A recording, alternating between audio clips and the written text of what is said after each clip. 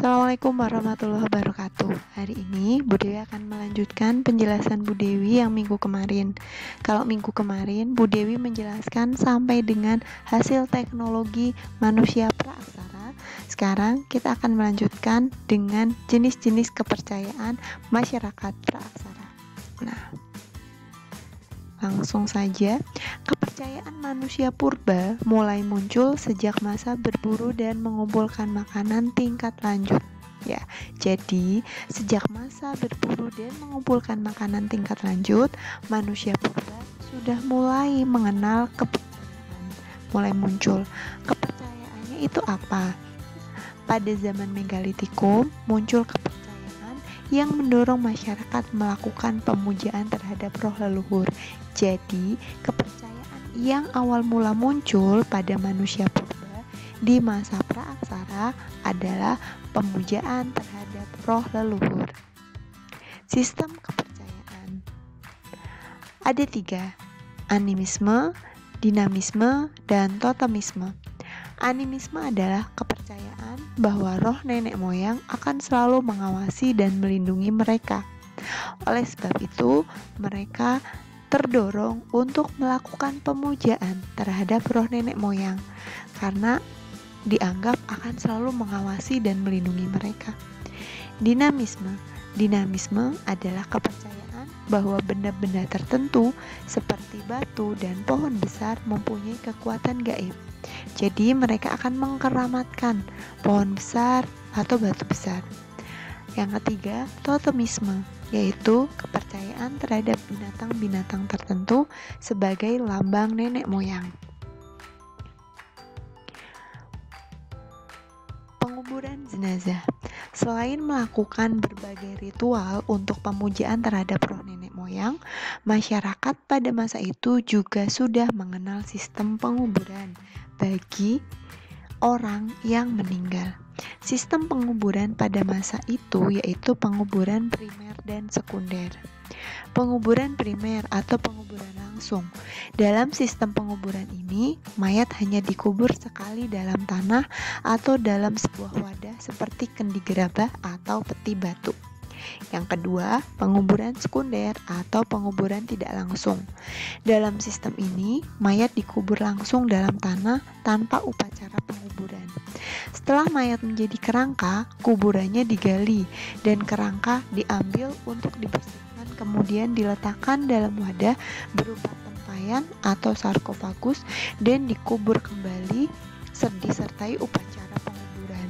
Yang penguburan sekunder ini saat ini sama dengan sistem penguburan masyarakat Bali. Ya, apabila masyarakat Bali belum mampu melaksanakan upacara ngaben, maka mereka akan mengubur jenazah terlebih dahulu. Lalu setelah mampu, mereka akan melakukan upacara ngaben. Mayat yang sudah dikubur, yang sudah menjadi kerangka, itu kemudian dilakukan upacara ngaben, yaitu dibakar. Nah, baru itu sudah selesai upacara penghormatan terhadap jenazahnya. Gitu. Nah, ini adalah gambaran sistem penguburan pada masa itu.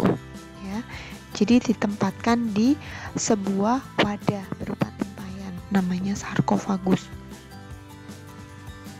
Benda-benda pemujaan. Seiring munculnya kepercayaan, masyarakat pada masa praaksara membuat benda-benda yang digunakan untuk ritual pemujaan terhadap roh nenek moyang. Benda-benda pemujaan berkaitan dengan kepercayaan masyarakat terkait roh nenek moyang, kekuatan benda-benda gaib, dan kekuatan alam. Benda-benda pemujaan mulai muncul pada zaman megalitikum. Oleh karena itu, benda-benda pemujaan pada masa ini berukuran besar. Benda-benda tersebut antara lain menhir, dolmen, sarkofagus, punden berundak, dan kubur batu.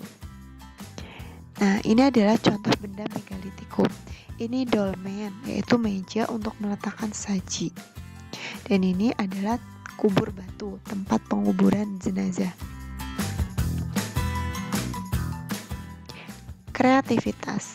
Kreativitas berkaitan dengan kemampuan manusia pada masa praaksara menciptakan teknologi sederhana.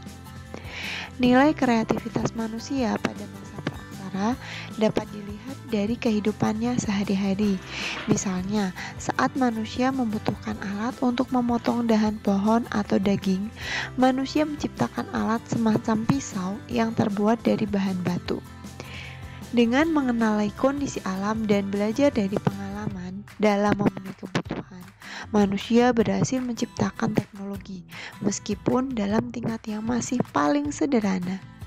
Ini jadi manusia praaksara atau manusia purba, mereka juga sudah memiliki kreativitas dalam menciptakan alat-alat atau teknologi sederhana untuk menunjang kehidupan mereka.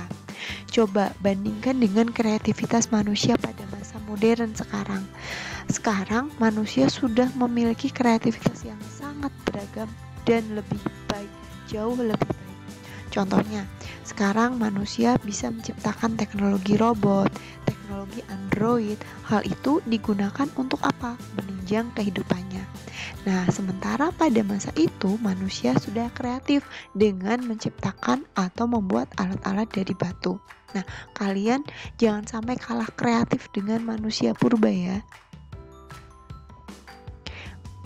Menjaga lingkungan alam. Pemenuhan kebutuhan makanan manusia sangat bergantung dengan alam. Oleh karena itu, mereka cenderung turut menjaga lingkungan alam. Ketergantungan terhadap alam membentuk pola pikir dan kebiasaan manusia pada masa praaksara. Manusia pada masa praaksara cenderung aktif menjaga lingkungan, karena apabila alam rusak, konsekuensinya mereka kesulitan mendapatkan makanan. Pada masa sekarang, masih banyak contoh kehidupan masyarakat yang menjunjung tinggi keselarasan dengan alam. Contohnya, masyarakat suku Anak Dalam di pedalaman hutan Jambi dan suku Baduy di Banten. Contoh yang suku Baduy, mereka menolak mandi menggunakan sabun karena itu dianggap akan merusak air yang mereka gunakan untuk mandi. Karena orang Baduy itu mandi langsung di sungai, jadi mereka menggunakan sebuah daun yang berfungsi sebagai pembersih ya, alami, jadi tidak menggunakan sabun karena busa dari sabun itu akan merusak air. Nah, ini adalah contoh bagaimana masyarakat sekarang menjaga lingkungan alam. Nah, kalian juga, walaupun kalian sekarang hidup di era modern yang sudah penuh dengan teknologi, berbagai macam hal yang mempermudah kehidupan kalian, tapi kalian harus tetap menjaga lingkungan alam. Karena apabila alam rusak, kalian juga akan kesulitan dalam memenuhi kebutuhan hidup. Meskipun sekarang kita tidak langsung bergantung dengan alam seperti halnya manusia pada masa praaksara di masa lalu. Nah, ini contoh mereka bagaimana tergantung dengan alam. Mereka makan dari hewan, daging hewan ya. Mereka juga membutuhkan air. Mereka tinggal di dekat sumber air. Itu hubungan mereka dengan alam, sehingga mereka menjaga lingkungan alam sebaik mungkin.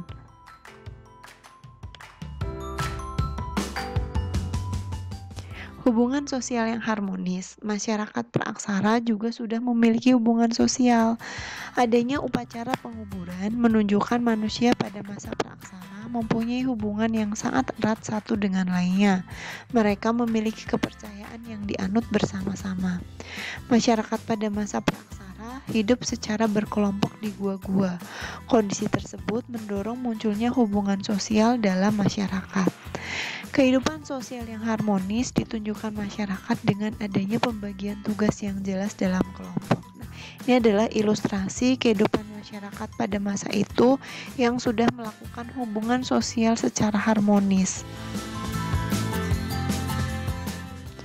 Ya, sampai di sini penjelasan Bu Dewi. Terima kasih. Jangan lupa nanti ini kalian resum, tidak perlu banyak ya. Yang penting ada kalian punya catatan di buku kalian. Terima kasih. Sekian. Wassalamualaikum warahmatullahi wabarakatuh.